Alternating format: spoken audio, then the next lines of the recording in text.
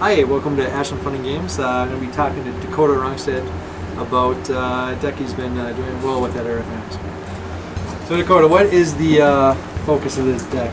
It looks like a Delver deck. Is it a Delver deck? It's a blue-green Delver deck, yes. I like to think of it as blue-green Dryad because Dryad's just cooler. But it's an aggro control, like a tempo deck. Basically just play a threat early, kind of control the board, win that way. Okay. So I was watching one of your games up there, and you had a couple of looked like pretty good wins. One game I saw you with a Tolerant and 5 Drakes and a Korean Dryad with 5 counters on it. So what's the main win condition with this deck? I mean, what have you been thinking of the most?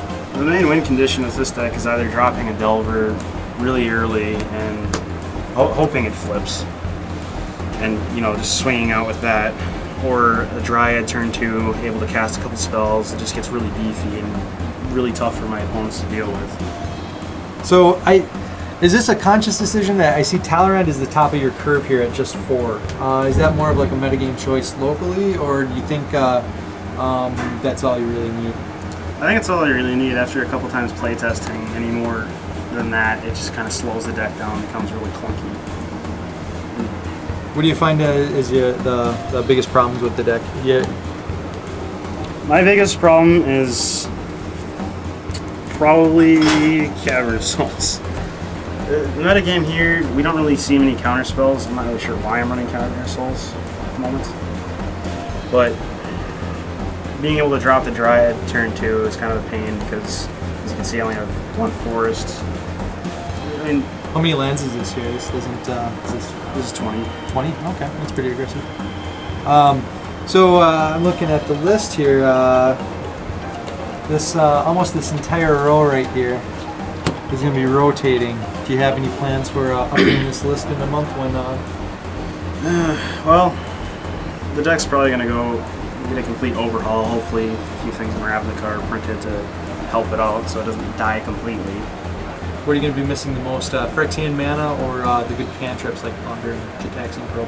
Honestly, I'm going to be missing Vapor Stank the most. Vapor Stank, okay. It's won me so many games. It's been a thorn in every opponent's side. And Summon's just not going to do it? No. Oh, we don't even have that in 13, I guess. No. Losing the life and a creature is just huge. So what's your game plan when you get to the late game? Do you